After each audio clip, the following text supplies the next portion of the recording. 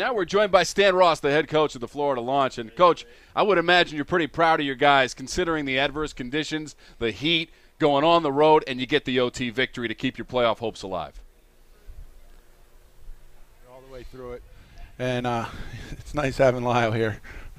2 games in a row. He's starting to figure this league out, and he's a heck of a player. He's been the last 2 games, he's done a lot of really good things for us. Hey, he's definitely the guy you want on your team, not facing him.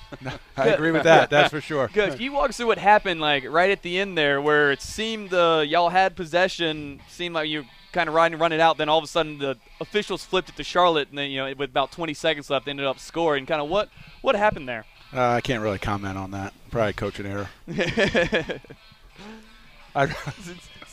It seems didn't quite go according to plan there. No, definitely didn't. That wasn't the way we drew it up. Yeah, that's for sure. Yeah, I don't think that's in the playbook. No, it wasn't. But what else what were some adjustments you made at halftime? Because it seemed players were pretty hot and kind of dogging it about halftime. Seemed pretty tired, but then people kind of had a new energy at the second half.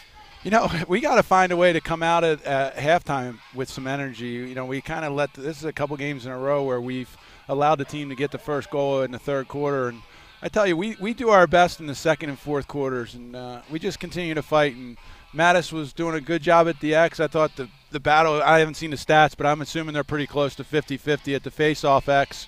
But in overtime, when we needed one, he got it, came all the way down. And, I'm sitting there, I wanted to call timeout, and George is like, no, let him play. And yep. We let them play, and we ran the play we worked on last night in practice. We had a lot of success on it. It has a couple different options on the man up, and we were able to find what we wanted, and they kind of made a mistake, and Lyle took full advantage of it. Yeah, and also talk about, I feel like, we talk about Lyle all the time, but Miles as well with 5 goals of his own. It's kind of rare to see a 5-goal game get overshadowed.